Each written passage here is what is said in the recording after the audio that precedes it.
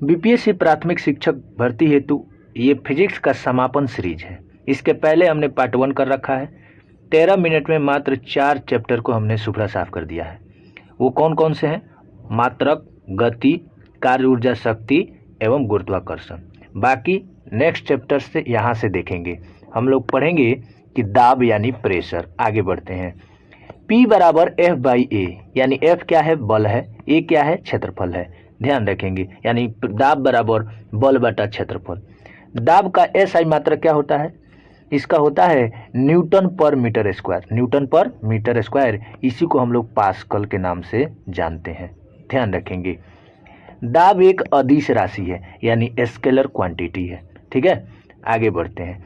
एक बार बराबर 10 के पावर 5 न्यूटन पर मीटर स्क्वायर कई बार पूछता है। ध्यान रखेंगे। वायुमंडलीय दाब, वायुमंडलीय दाब जो है बैरोमीटर से मापते हैं और इसका खोज जो है टेरी सैली ने किया। किसने किया? टेरी सैली ने किया। आगे बढ़ते हैं। बैरोमीटर जो है जब धीरे धीरे नीचे आएगा तो वो वर्षा का प्रतीक होगा और धीरे धीरे ऊपर जाएगा तो साफ दिन होगा। ध्यान रखेंगे। पास्कल के नियम, पास्कल के नियम पर आधारित कुछ यंत्र हैं। कौन कौन से हैं? Hydraulic lift, hydraulic lift, hydraulic pressure एवं हाइड्रोलिक ब्रेक। ये ध्यान रखेंगे। सबसे इंपॉर्टेंट क्वेश्चन ये है, दाब बढ़ाने पर गलनांक बढ़ जाता है, यानी दाब बढ़ाएंगे तो मेल्टिंग पॉइंट बढ़ जाएगा। क्वथनांक पर क्या प्रभाव पड़ता है? जरा वो भी देख ले। द्रव का क्वथनांक दाब बढ़ाने पर बढ़ता है और दाब घटाने पर घटता है। कई बार क्वेश्चन पूछा है, ध्यान रखेंगे।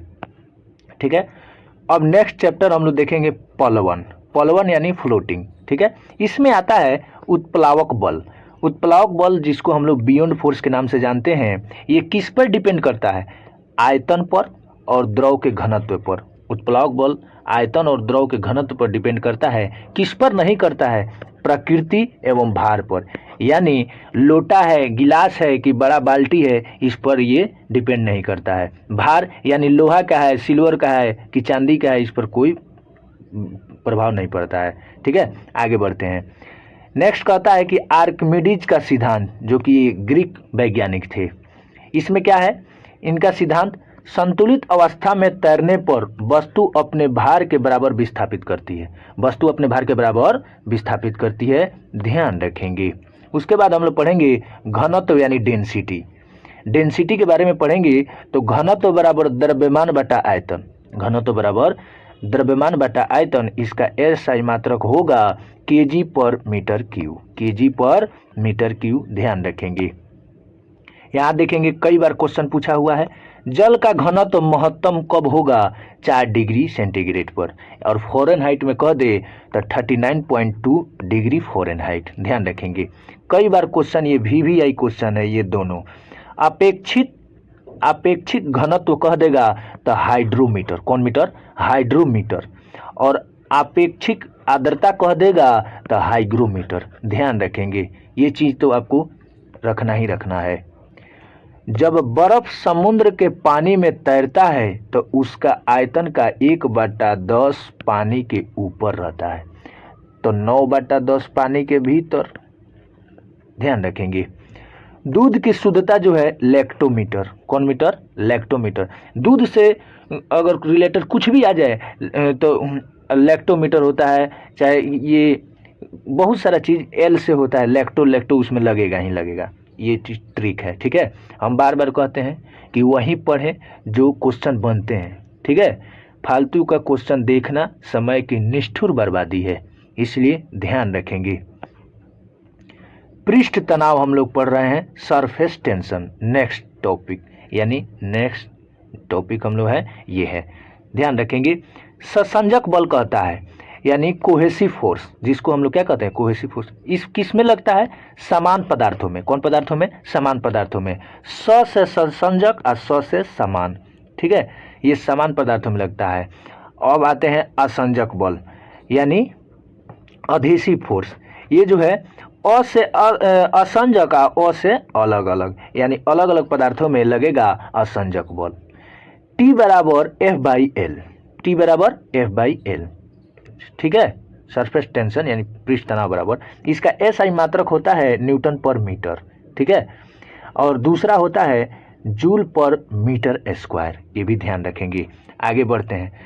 द्रव का ताप बढ़ाने पर पृष्ठ तनाव कम हो जाता है। द्रव का जब ताप बढ़ाएंगे तो पृष्ठ तनाव जो है कम हो जाता है, समझ रहे हैं ना।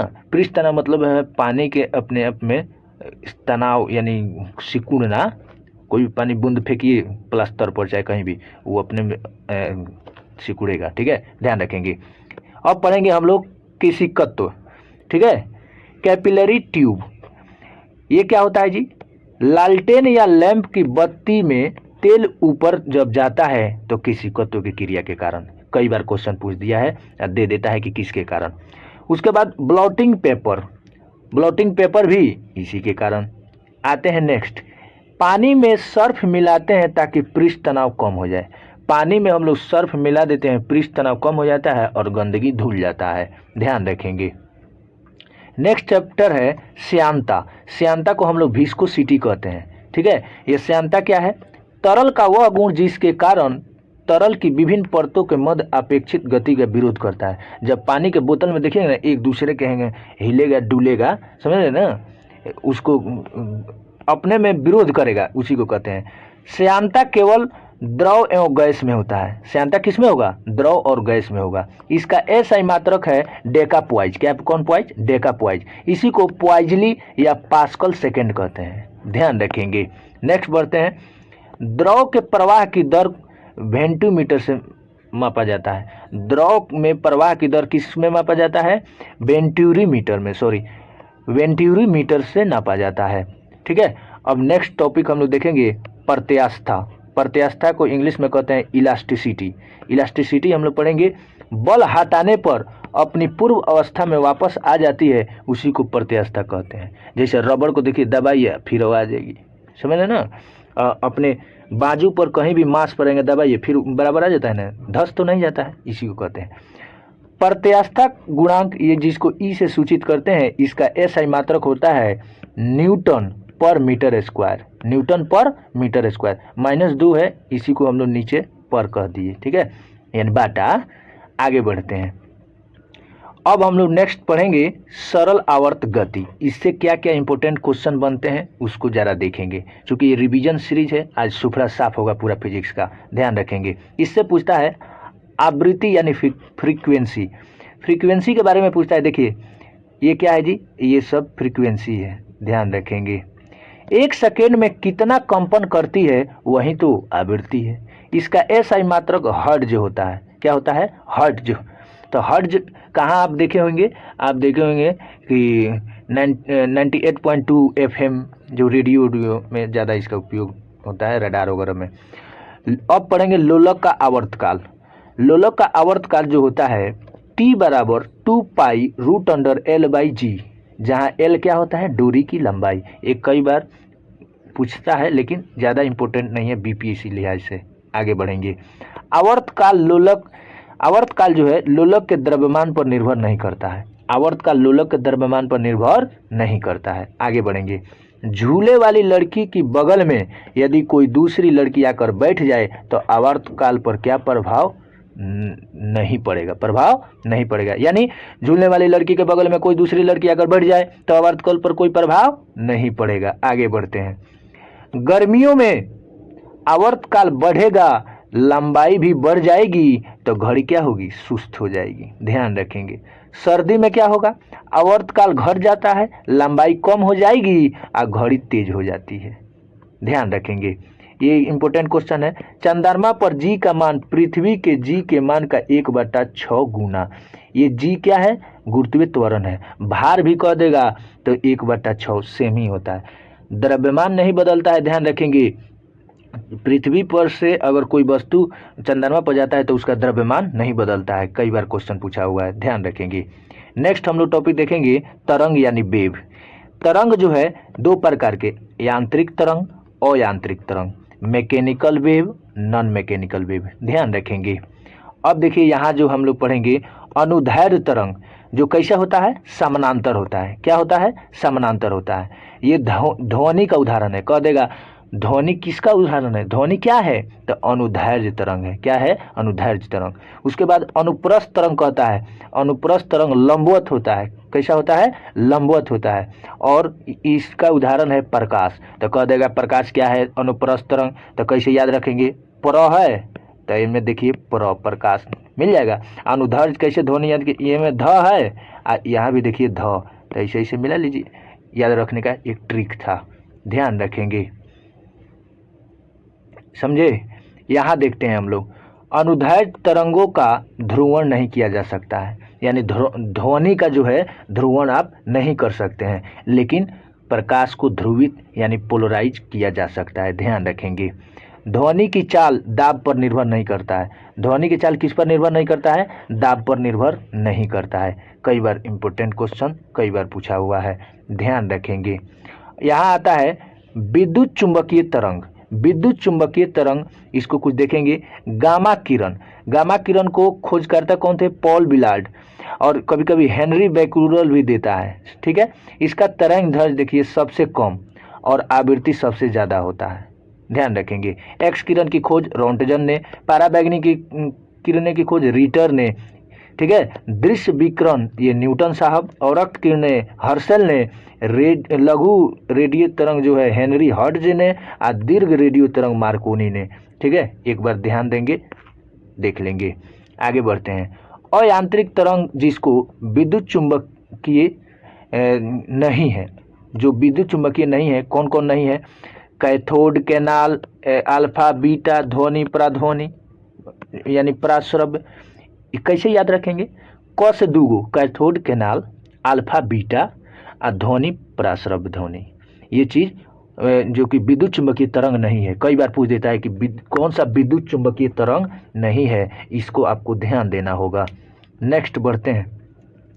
कहता है कि आयाम जो है डिपेंड करता है तरंग दैर्घ्य पर यानी वेवलेंथ पर, और फिर एम्पलीट्यूड जिसको कहते हैं, और फिर तरंग दैर्घ्य आयाम पर, आयाम तरंग दैर्घ्य पर। ये दोनों एक दूसरे के डिपेंड करता है, ध्यान रखेंगे। किसको आयाम कहते हैं? देखिए ये वेव जा रहा है, यहाँ से यहाँ तक इसके जो लंबाई तय किया इसी को आयाम कहते हैं। और जो है यहाँ ये जो यहाँ है और फिर यहाँ है, इसके दूरी को हम लोग क्या कहते हैं? वेवलेंथ यानी तरंग दैर्घ्य कहते हैं, ध्यान रखेंगे। जो लगातार होता है, ये भी पूछ देता है कई बार। ध्वनि का तारत्व जो है आवृत्ति पर डिपेंड करता है। ध्वनि का तारत्व किस पर डिपेंड करता है? आवृत्ति पर। ध्वनि की प्रबलता किस पर डिपेंड करता है? आयाम पर, ये ध्यान रखेंगे। अब नेक्स्ट पढ़ेंगे हम लोग टॉपिक ध्वनि तरंग। कौन तरंग? ध्वनि तरंग। ये देखिए अपश्रव्य तरंगे जो है जिसको इंफ्रासोनिक वेव कहते हैं, ये जो 20 हर्ट्ज से कम होता है, किसको 20 हर्ट्ज से कम होता है, जिसको हम लोग सुन नहीं पाते हैं, ठीक है। श्रव्य तरंगे ऑडिबल वेव जिसको हम लोग सुन पाते हैं 20 हर्ट्ज से 20,000 हर्ट्ज होता है। कई बार पूछा हुआ है, ये पूछा हुआ है क्वेश्चन है, ठीक है, ध्यान रखेंगे। उसके बाद हम लोग देखेंगे प्रासर्व तरंगे जिसको अल्ट्रासोनिक वेव कहते हैं, ये 20,000 हर्ट्ज से ज़्यादा होता है, ठीक है। कई बार क्वेश्चन पूछा हुआ है इसलिए बोल रहे थे। आगे बढ़ेंगे। ध्वनि की चाल प्रत्यास्थता तथा घनत्व पर निर्भर करती है। ध्वनि की चाल किस पर निर्भर करती है? प्रत्यास्थता तथा घनत्व पर निर्भर करती है। ध्वनि की चाल आवृत्ति पर निर्भर नहीं करती है। कई बार क्वेश्चन पूछा हुआ है। ध्वनि की चाल किस पर निर्भर नहीं करती है? आवृत्ति पर। इसमें कुछ देख लेते हैं। ध्वनि की चाल वायु में 332 मीटर पर सेकेंड, ठीक है, और जल में 1483, कांच में 5640 मीटर पर सेकेंड होता है चाल, ध्यान रखेंगे। ध्वनि की तीव्रता जो है डेसिबल में मापा जाता है, डेसिबल में मापा जाता है, समझ रहे हैं। 85 डेसिबल मानक बताया गया है कान के, लेकिन कहीं कहीं 95 भी दिया होगा कि आप इतना तक सुन सकते हैं। इससे ज़्यादा अगर लगातार 10 घंटा तक सुने तो बहरापन के शिकार हो जाएंगे। फिर नेक्स्ट आता है डॉपलर प्रभाव। श्रोता को ध्वनि की आवृत्ति उसके वास्तविक आवृत्ति से अलग सुनाई देता है, उसी को क्या कहते हैं? डॉपलर प्रभाव कहते हैं। डॉपलर प्रभाव कहते हैं, ध्यान रखेंगे। अब आता है हीट, उष्मा, ठीक है। उष्मा जो है 1 कैलोरी बराबर कितना होता है? 4.186 जूल, 4.186 जूल, ध्यान रखेंगे। कई बार पूछता है। कार्य, ऊर्जा और उष्मा सबका क्या होता है? जूल। सबका क्या होता है? जूल, ध्यान रखेंगे। अब आता है बॉइलिंग पॉइंट। बॉइलिंग पॉइंट को हम लोग भाप बिंदु कहते हैं। क्या कहते हैं? भाप बिंदु, जो कि 100 डिग्री सेंटीग्रेड होता है। इसका एक फार्मूला है, इसी से हम लोग निकालते हैं। C/5 equal to F minus 32/9 equal to R/4 equal to K minus 273/5। ठीक है, ध्यान रखेंगे, ये फार्मूला आता है। अगर इसी पर कह देगा सेंटीग्रेड में दिया है, फ़ारेनहाइट निकालना है, तो ये दोनों से निकाल लेंगे। कह देगा कि आपको केल्विन दिया है, आप फ़ारेनहाइट निकालना है, तो ये दोनों से निकाल लेंगे। ठीक है, ध्यान रखेंगे, ये सही फार्मूला है, देता रहता है। नेक्स्ट बढ़ते हैं पारा। पारा जो है -39 डिग्री सेंटीग्रेड पर जमता है, -39 डिग्री सेंटीग्रेड पर जम जाता है। ठीक है, ध्यान रखेंगे। थर्मामीटर का आविष्कारक कौन है? फ़ारेनहाइट। ये फ़ारेनहाइट थर्मामीटर का आविष्कारक थे। उच्च तापमान अगर मापना हो तो पायरोमीटर का उपयोग करते हैं। किसका उपयोग करते हैं? पायरोमीटर का, ध्यान रखेंगे। ठोस में ऊष्मा का संचरण जो होता है चालन विधि द्वारा। किस विधि द्वारा? चालन विधि द्वारा, ये भी ध्यान रखेंगे। द्रव एवं गैसों में ऊष्मा का संचरण संवहन द्वारा होता है। द्रव गैसों में ऊष्मा का संचरण संवहन विधि द्वारा, ये भी ध्यान रखेंगे। हम कई बार क्वेश्चन कहते हैं कि वहीं पढ़िए, जो क्वेश्चन बनते हैं ज़्यादा इधर उधर का करने से कोई फ़ायदा नहीं है। ठीक है, ये मैराथन ऐसे भी रिवीजन सीरीज है, ध्यान रखेंगे। सूर्य का प्रकाश विकिरण द्वारा और वायुमंडल गर्म होता है संवहन द्वारा। यानी सूर्य का प्रकाश पृथ्वी पर पहुंचता है विकिरण द्वारा और वायुमंडल गर्म होता है संवहन विधि द्वारा, ध्यान रखेंगे। अगर सेशन अच्छा लगा हो तो लाइक करेंगे, कमेंट करेंगे, शेयर तो करते ही हैं, और चैनल को सब्सक्राइब नहीं किए हैं तो सब्सक्राइब कर देंगे। आगे बढ़ते हैं। अशुद्धि मिलाने से गलनांक घटता है। अशुद्धि मिला देने पर गलनांक क्या हो जाएगा? मेल्टिंग पॉइंट घट जाएगा। नेक्स्ट, दाब बढ़ाने पर क्वथनांक बढ़ता है और दाब घटाने पर क्वथनांक घटता है। इसके पहले भी हमने देखा हुआ था। आगे बढ़ते हैं। अशुद्धि मिलाने से भी द्रव का क्वथनांक बढ़ता है। अशुद्धि मिलाने से भी द्रव का क्वथनांक बढ़ जाता है, लेकिन अशुद्धि मिलाने से गलनांक घटता है और क्वथनांक बढ़ता है, ध्यान रखेंगे। आगे आते हैं। अब आता है नेक्स्ट टॉपिक, प्रकाश यानी लाइट। प्रकाश एक विद्युत चुंबकीय तरंग है। प्रकाश क्या है? विद्युत चुंबकीय तरंग है। वेवलेंथ यानी तरंगदैर्घ्य इसका कितना होता है? 3900 एंगस्ट्रॉम से लेकर 7800 एंगस्ट्रॉम तक होता है। ठीक है, अब आएंगे। प्रकाश का क्वांटम सिद्धांत किसने दिया था? आइंस्टीन साहब। कौन? आइंस्टीन साहब। ये कब दिए थे? 1905 में। इनको नोबेल मिलता है 1921 में नोबेल मिलता है, ध्यान रखेंगे। प्रकाश अनुप्रस्थ तरंग है। प्रकाश अनुप्रस्थ तरंग है और इसको पोलराइज किया जा सकता है। प्रकाश के वेग की गणना जो है सबसे पहले रोमर साहब ने किया। कौन? रोमर साहब ने, ध्यान रखेंगे। एक जो है ये प्रदीप्त होते हैं, अप्रदीप्त होते हैं और पारदर्शक होते हैं। प्रदीप्त में कौन कौन आ जाए? सूर्य यानी विद्युत बल्ब, ये लाइट देता है। जो लाइट नहीं देता है यानी मेज हो गया, कुर्सी हो गया, जो लाइट नहीं देता है, ये सब चीज़ ध्यान रखें। पारदर्शक क्या? कांच, जल, जिसको हम लोग देख सकते हैं। निर्वात, निर्वात में प्रकाश की चाल 3 × 10⁸ मीटर पर सेकेंड प्रकाश की चाल होता है, ध्यान रखेंगे। कांच में कितना होता है? 2 × 10⁸ मीटर पर सेकेंड। जल में कितना है? 2.25 × 10⁸ मीटर पर सेकेंड, ध्यान रखेंगे। प्रकाश के प्रकीर्णन पर उत्कृष्ट कार्य के लिए सीवी रमन को 1930 ईस्वी में नोबेल दिया गया। 1930 ईस्वी में नोबेल दिया गया। सीवी रमन हमारे भारत के हैं, इसलिए इम्पोर्टेंट था, ध्यान रखेंगे। नेक्स्ट देखते हैं प्रकाश का परावर्तन। क्या है? प्रकाश का परावर्तन ये किस पर निर्भर करता है? तो आपतित किरण, आपतन बिंदु और अविलंब एवं परावर्तित किरण एक ही तल में होते हैं। ये तीनों क्या होते हैं? एक ही तल में होते हैं। अब नेक्स्ट देखते हैं। आपतन कोण परावर्तन कोण के बराबर होता है। आपतन कोण परावर्तन कोण के बराबर होता है। आगे बढ़ते हैं। अवतल दर्पण, अवतल दर्पण जो है इसमें बार बार क्वेश्चन पूछता है, जो थोड़ा सा मतलब अलग हट के इथी बनाता है, इमेज बनाता है, वहीं पूछते रहता है। जैसे क्या पूछता है? फोकस तथा ध्रुव के बीच अगर वस्तु की स्थिति हो तो वो सीधा बनेगा और आभासी बनेगा। सीधा बनेगा और आभासी बनेगा, समझ रहे? इसके पहले सब उल्टा बनता था, लेकिन यहाँ ये एक्सेप्शन है, इसलिए यही पूछता है, इसलिए हम भी यही रखें। आगे बढ़ते हैं। उत्तल दर्पण जो है प्रतिबिंब दर्पण के पीछे और ध्रुव एवं फोकस के बीच वस्तु से छोटा, सीधा एवं आभासी बनता है। ठीक है, ध्यान रखेंगे। उत्तल दर्पण का दो जगह इंपॉर्टेंट है, एक तो गाड़ियों के साइड मिरर में और सोडियम परावर्तक लैंप में रोड के किनारे जो पीला बड़ा रहता है वहीं। ठीक है, ध्यान रखेंगे। प्रकाश के अपवर्तन की घटना, ये क्या है, तारे जो टिमटिमाते हैं तो आप मार्क दीजिएगा, प्रकाश के अपवर्तन की घटना जरूर हुई होगी। सूर्योदय के पहले सूर्यास्त के बाद सूर्य का लाल दिखाई देना, ये सूर्योदय के पहले और नहीं, लाल नहीं, मैंने सूर्योदय के पहले और सूर्यास्त के बाद जो भी घटनाएं घटती हैं वो अपवर्तन के कारण होती है। मछली वास्तविक गहराई से ऊपर उठी हुई दिखाई देती हैं, वो जो है प्रकाश के अपवर्तन की घटना के कारण होती हैं।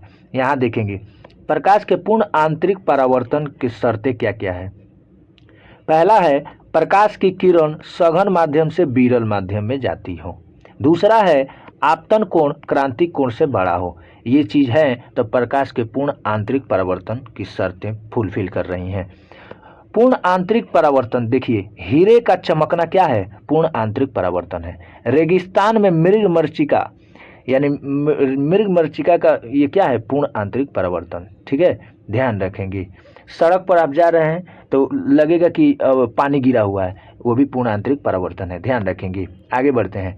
लेंस, लेंस जो है दो प्रकार के होता है, एक तो उत्तल लेंस और दूसरा अवतल लेंस। उत्तल लेंस को हम लोग कॉन्वेक्स लेंस कहते हैं, अवतल लेंस को हम लोग कॉनकेव लेंस कहते हैं, ध्यान रखेंगे। ये रिवीजन सीरीज है, फटाफट चल रहा है। उत्तल लेंस O और F1 के बीच अगर वस्तु की स्थिति हो तो प्रतिबिंब कैसा बनेगा, आभासी, सीधा और आवर्धित, आभासी, सीधा और आवर्धित बनेगा। आते हैं अब लेंस की क्षमता यानी पावर ऑफ लेंस। P बराबर 1/f, जहाँ SI मात्रक डायोप्टर होता है, कई बार क्वेश्चन पूछा हुआ है, ध्यान रखेंगे। यहाँ देखते हैं प्रकाश का वर्ण विक्षेपण। ठीक है, प्रकाश का वर्ण विक्षेपण श्वेत के प्रकाश पर जब किसी प्रिज्म से गुजारते हैं तो किस तरीके का बनता है, भिपजीओर, नीचे से भिपजीओर बनता है, ध्यान रखेंगे। सबसे बाहरी किनारा पर क्या बनता है, लाल रंग। ठीक है, और सबसे नीचे बैगनी, सबसे ऊपर लाल रंग, ये बार बार क्वेश्चन पूछता है। उसके बाद आता है इंद्रधनुष यानी रेनबो। ये क्या होता है, परावर्तन, पूर्ण आंतरिक परावर्तन तथा अपवर्तन।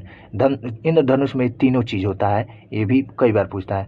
सबसे इंपॉर्टेंट क्वेश्चन तो ये पूछता है कि प्राथमिक रंग कौन कौन से होते हैं, लाल, हरा, नीला, लाल, हरा और नीला, ध्यान रखेंगे। उसके बाद हम लोग पढ़ेंगे मानव नेत्र। नेत्र दान दिया जाता है, कई बार पूछता है क्वेश्चन, नेत्र दान में क्या किया जाता है, तो कॉर्निया को दिया जाता है, ध्यान रखेंगे। प्रकाश का नियंत्रित करता है, कई बार क्वेश्चन बीपीएससी पूछा हुआ है, प्रकाश नियंत्रित करता है आइरिस, प्रकाश को नियंत्रित करता है आइरिस। आप जब धूप से अंधेरे वाले रूम में जाइएगा तो आपका आँख जैसे ऐसे हो जाएगा, ठीक है, जिसको चंद्रियाना बोलते हैं।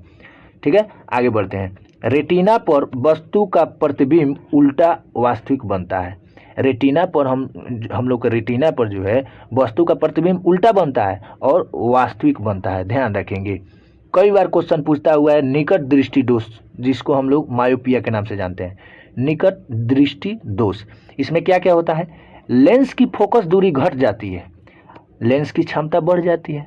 फोकस दूरी जब घट जाएगी तो लेंस की क्षमता बढ़ जाएगी। अब इससे होगा क्या, नजदीक की वस्तु को देख लेगा और दूर की वस्तु को स्पष्ट नहीं देख पाता है। नाम है निकट दृष्टि दोष। कई बार लोग घबरा जाते हैं कि नहीं नजदीक के वस्तु को नहीं दिखता होगा, नहीं, नजदीक के वस्तु को देखेगा, दूर की वस्तु को नहीं देखेगा, इसी को निकट दृष्टि दोष कहते हैं। इसके निवारण के लिए अवतल लेंस, कौन लेंस, अवतल लेंस, ठीक है, ध्यान रखेंगे। दूर दृष्टि दोष जिसको हाइपरमेट्रोपिया कहते हैं, इसमें क्या होता है, उसमें लेंस की फोकस दूरी घट जाती थी तो इसमें लेंस की फोकस दूरी बढ़ जाती है तो लेंस की क्षमता घट जाती है, एक दूसरे के ये व्युत्क्रमानुपाती है, ध्यान रखेंगे। तो इसमें क्या होगा, दूर की वस्तु जो है दिखाई देगी और नज़दीक की वस्तु दिखाई नहीं देगी। इसका निवारण के लिए कौन सा चश्मा लेंस का उपयोग करते हैं, उत्तल लेंस, ठीक है, उत्तल लेंस। अब ट्रिक कैसे समझेंगे कि निकट दृष्टि दोष के लिए अवतल और दूर दृष्टि दोष के लिए उत्तल। तो यहाँ 3 अक्षर है तो 3 के 4 यानी अवतल, देखिए यहाँ 4 अक्षर है तो 3 के 4 और 2 के 3 यानी दूर में 2 गो अक्षर है, यहाँ देखिए अवतल में 3 गो है, तो 3 के 4 और 2 के 3, ध्यान रखेंगे, नहीं घबराएंगे। अब देखते हैं जारा दृष्टि दोष। जारा दृष्टि दोष को दूर करने के लिए बाइफोकल यानी बाइफोकल लेंस का उपयोग हम लोग करते हैं। अब आते हैं सूक्ष्मदर्शी। सूक्ष्मदर्शी किस चीज़ का बना होता है? उत्तल लेंस का बना होता है, ध्यान रखेंगे। दूरदर्शी, दूरदर्शी जो है 2 उत्तल लेंस होते हैं, इसमें 2 उत्तल लेंस होते हैं दूरदर्शी में, ये भी ध्यान रखेंगे। अब आता है स्थिर विद्युत। नेक्स्ट टॉपिक स्थिर विद्युत। उसमें क्या है? आवेशों जैसे धनात्मक ऋणात्मक आवेश, बेंजामिन फ्रैंकलिन ने इसका नाम दिया। आवेश जैसे होता है ना, धनात्मक ऋणात्मक पॉजिटिव निगेटिव, तो इसका नामकरण किसने किया? बेंजामिन फ्रैंकलिन ने। आगे बढ़ते हैं। चालक जो है ये क्या होता है? विद्युत आवेश जो है सरलता से प्रवाहित होता है, वही तो चालक है। जैसे चांदी, तांबा, एल्युमिनियम। सबसे ज़्यादा चालक कौन है? चांदी, उसके बाद तांबा, फिर एल्युमिनियम, क्रम वाइज में दे रखे हैं। और चालक जो है लकड़ी, रबड़, कागज, यानी विद्युत आवेश यानी विद्युत धारा प्रवाहित न हो उसको अचालक कहते हैं। विद्युत विभव यह क्या है? अदिश राशि है, स्केलर क्वांटिटी है, और इसमें जो है इसको वोल्ट, इसका ऐसा ही मात्रा क्या है? वोल्ट है, ध्यान रखेंगे। फिर आते हैं विभवांतर। विभवांतर जो है ये भी अदिश राशि है, स्केलर क्वांटिटी है, और इसको मापते हैं, इसको भी वोल्ट से मापते हैं। क्या मापते हैं? वोल्ट से। आगे बढ़ते हैं। विद्युत सेल ये जो है रासायनिक ऊर्जा से विद्युत ऊर्जा में बदल देता है। कई बार क्वेश्चन पूछा हुआ है विद्युत सेल के बारे में, रासायनिक ऊर्जा से विद्युत ऊर्जा में बदल देता है। अब आते हैं विद्युत धारा, इलेक्ट्रिक करंट। ये क्या है? अदिश राशि है, ठीक है, अदिश राशि है। ये ऐसा है इलेक्ट्रिक करंट जो कि इसका दिशा भी है, परिमाण भी है, लेकिन फिर भी अदिश राशि है, क्योंकि ट्रायंगल, लॉ ऑफ ट्रायंगल का ये पालन नहीं करता है, ध्यान रखेंगे। विद्युत धारा को मापते हैं हम लोग एम्पियर से। किससे? एम्पियर से, ध्यान रखेंगे। आगे बढ़ते हैं। प्रतिरोध यानी रेसिस्टेंस, इसका ऐसा ही मात्रक ओम होता है। ओम का नियम में क्या कहता है? V बराबर RI, V बराबर RI, ध्यान रखेंगे। किलो वाट घंटा बराबर वोल्ट गुना एम्पियर गुना घंटा बटा 1000। ये किलोवाट घंटा आप निकाल सकते हैं कि कितना बिजली बिल खर्च हुआ। आदर्श आमीटर का प्रतिरोध शून्य होना चाहिए। कई बार क्वेश्चन पूछा हुआ है, ध्यान रखेंगे। आदर्श आमीटर का प्रतिरोध क्या होना चाहिए? शून्य होना चाहिए। और आदर्श वोल्ट मीटर का प्रतिरोध अनंत होना चाहिए। इस चीज़ पर ध्यान रखेंगे। आगे बढ़ते हैं। विद्युत फ्यूज यानी इलेक्ट्रिक फ्यूज, ये क्या है? टीन और शीशा से मिलकर बना होता है, जिसमें टीन 63%, शीशा 37%। अब क्वेश्चन इंपोर्टेंट पूछता है AC टू DC, यानी AC से DC में कौन बदलता है? रेक्टिफायर। कौन बदलता है? Rectifier. DC to AC inverter बदलता है, ध्यान रखेंगे। विद्युत मोटर का क्या है? ये चुंबकीय प्रेरण सिद्धांत पर आधारित होता है, चुंबकीय प्रेरण सिद्धांत पर आधारित होता है, और ये विद्युत धारा को यांत्रिक धारा में, यांत्रिक ऊर्जा में बदलता है। विद्युत से यांत्रिक ऊर्जा में बदलता है विद्युत मोटर, ध्यान रखेंगे। अब आता है चुंबकत्व। ये क्या है? चुंबकीय बल रेखाएं सदैव चुंबक के उत्तरी ध्रुव से निकलती है। कई बार क्वेश्चन पूछा हुआ है, बिहार दरोगा इस बार पूछ दिया, ठीक है, सेम क्वेश्चन पूछ दिया। अब आगे बढ़ते हैं। प्रति चुंबकीय पदार्थ कौन कौन से हैं? जस्ता, बिस्मथ, तांबा, चांदी, सोना, हीरा, नमक, जल, ये ध्यान रखेंगे। अनुचुंबकीय पदार्थ कौन से हैं? Platinum, chromium, sodium, aluminium, oxygen. इसमें यम रहता है अनुचुंबकीय पदार्थ में, ठीक है। आगे बढ़ते हैं। लौह चुंबकीय कौन कौन से हैं? तो लोहा, निकेल, कोबाल्ट और इस्पात। लोहा, निकेल, कोबाल्ट और इस्पात। इससे ज़्यादा जरूरी क्वेश्चन ये बनता है अस्थायी चुंबक। अस्थायी चुंबक बनाने के लिए हम लोग नर्म लोहा का उपयोग करते हैं, अस्थायी चुंबक बनाने के लिए हम लोग इस्पात का उपयोग करते हैं, ठीक है, ध्यान रखेंगे। उसके बाद जो है हम लोग क्या पढ़ेंगे? यहाँ ध्यान रखेंगे, हम लोग पढ़ेंगे परमाणु भौतिकी। एक चैप्टर, नेक्स्ट चैप्टर है परमाणु भौतिकी। आएंगे परमाणु जो है सूक्ष्मतम कण जो स्वतंत्र अवस्था में नहीं पाया जाता है, वह सूक्ष्मतम कण जो स्वतंत्र अवस्था में नहीं पाया जाता है उसे परमाणु कहते हैं। मूल कण देख लीजिए, यहाँ देखिए प्रोटॉन, ठीक है, इसका खोजकर्ता गोल्डस्टीन, ये पॉजिटिव। न्यूट्रॉन ये जीरो रहेगा, न्यूट्रल रहेगा, जेम्स चैडविक ने इसका खोज किया था। इलेक्ट्रॉन जे थॉमसन, यही पूछता है खोजकर्ता, ध्यान रखेंगे, समझे। आगे बढ़ते हैं। एनोड के बारे में कह देगा तो एनोड पॉजिटिव यानी धनात्मक को दर्शाता है। कैथोड क्या दर्शाता है? कैथोड जो है ऋणात्मक को दर्शाता है। ध्यान रखेंगे, कैथोड हमेशा बैटरी में देखेंगे ना तो जस्ता का बना रहता है, और एनोड कार्बन का या ग्रेफाइट का भी ध्यान रखेंगे। यहाँ देखेंगे ताप बढ़ाने पर, नेक्स्ट, ताप बढ़ाने पर चाल का प्रतिरोध बढ़ेगा जबकि अर्धचालक का प्रतिरोध घटेगा। कई बार बिहार दरोगा मेंस में क्वेश्चन पूछा हुआ था कि ताप बढ़ाने पर चालक का प्रतिरोध बढ़ेगा जबकि अर्धचालक का प्रतिरोध घटेगा। ध्यान रखेंगे। अर्धचालक जो है सिलिकॉन और जर्मेनियम, ये दो उदाहरण है इसका। और सिलिकॉन का उपयोग आप जानते हैं कि सोलर प्लेट में हम लोग उपयोग करते हैं। अब आते हैं रेडियो सक्रियता की खोज किसने की? हेनरी बेकरल, पी क्यूरी और एम क्यूरी ने। ठीक है, आगे बढ़ते हैं। रेडियो सक्रियता के दौरान जो है अल्फा, बीटा और गामा किरणें निकलती हैं। ठीक है, ध्यान रखेंगे। अब आता है नाभिकीय विखंडन, नेक्स्ट चैप्टर। नाभिकीय विखंडन, नाभिकीय विखंडन जो है परमाणु बम पर आधारित है और नाभिकीय संलयन जो है हाइड्रोजन बम बनता है। कई बार क्वेश्चन पूछा हुआ है, इसको तो आपको याद रखना ही पड़ेगा। ध्यान रखेंगे। जैसे नाभिकीय संलयन, सूर्य में क्या होता है? नाभिकीय संलयन होता है जिसमें हाइड्रोजन 71% होता है, तो वहीं तो हाइड्रोजन बम, सूर्य में हाइड्रोजन है ना, है तो हाइड्रोजन बम। अब परमाणु विखंडन जो है, नाभिकीय विखंडन जो है परमाणु बम में होता है। कई बार क्वेश्चन पूछा है इसलिए। अब देखिए परमाणु बम किसने बनाया था? रॉबर्ट ओपेनहियर। परमाणु बम रॉबर्ट ओपेनहियर। अणु बम एडवर्ड टेलर। ध्यान रखेंगे। आगे बढ़ते हैं। रिएक्टर, नाभिकीय रिएक्टर में क्या होता है? मंदक के रूप में भारी जल और ग्रेफाइट का उपयोग करते हैं। कई बार क्वेश्चन पूछा हुआ है, इसको तो याद रखेंगे ही रखेंगे। मंदक, भारी जल और ग्रेफाइट का उपयोग करते हैं। नियंत्रक छड़ के रूप में क्या क्या प्रयोग करते हैं? कैडमियम और बोरान। ध्यान रखेंगे। आगे बढ़ते हैं। ब्रह्मांड यानी यूनिवर्स, हम लोग वहीं पढ़ेंगे जो क्वेश्चन बनते हैं, जहाँ से क्वेश्चन बनते हैं। फालतू का ये नहीं कि पढ़ाया जा रहा है और जो निश्चित रूप से याद रखना चाहिए वो यादें नहीं हो रहा है। ठीक है, ऐसा नहीं होगा। ठीक है, ध्यान रखेंगे। अगर इससे क्वेश्चन बाहर आ गया तब हमको भर भर के गाली देंगे। आगे बढ़ते हैं। बिग बैंग सिद्धांत के अनुसार जो है ब्रह्मांड की उत्पत्ति 13.8 अरब साल पहले ब्रह्मांड की निर्माण हुआ था। ये बिग बैंग थ्योरी बताता है। ध्यान रखेंगे। तारामंडल अभी कितने हैं? 89 है। सेंटोस जो है सबसे बड़ा तारामंडल है। ध्यान रखेंगे। सूर्य क्या है? सूर्य एक तारा है जिसमें हाइड्रोजन 70%, कभी 71 भी पूछ देता है, 28% हीलियम और 1.5% जो है कार्बन, नाइट्रोजन, नियोन, 0.5% लौ पाया जाता है। आगे बढ़ते हैं। पृथ्वी से सबसे नज़दीक तारा सूर्य है। सूर्य पृथ्वी के सबसे नज़दीक तारा है। ठीक है, कुछ वैज्ञानिक उपकरण है, इसको हम लोग ध्यान रखेंगे, पूछता है वैज्ञानिक उपकरण। ठीक है, चलिए क्या पूछता है भाई?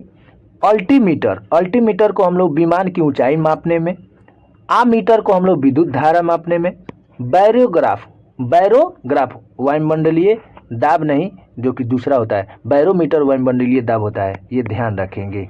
ठीक है, ये ध्यान रखेंगे, छोड़िए इसको। हाइग्रोमीटर अपेक्षित घनत्व, हाइग्रोमीटर ये वायुमंडलीय आर्द्रता। कई बार कंफ्यूजन लोगों को हो जाता है, ये कह दिया, ये देखिए क्या कह रहा है, हाइड्रोमीटर, ड्रो मैंने आ रहा है ना, पानी ये भी आ रहा है ना, तो अपेक्षित घनत्व, हाइग्रो ये हो जाएगा वायुमंडलीय आर्द्रता। ठीक है, ध्यान रखेंगे। भूकंप का पता यानी भूकंप तरंग अगर करना हो तो सीस्मोग्राफ से, और भूकंप की तीव्रता अगर करना हो तो रिएक्टर स्केल से। ठीक है, रिएक्टर स्केल से। महत्वपूर्ण खोज है, ये चीज़ नहीं है। ठीक है, बाकी आपको सेशन कैसा लगा ये चीज़ कमेंट में बताएंगे। ठीक है, बाकी के लिए चैनल को देखते रहिए, सब्सक्राइब करेंगे। Thank you for watching this video.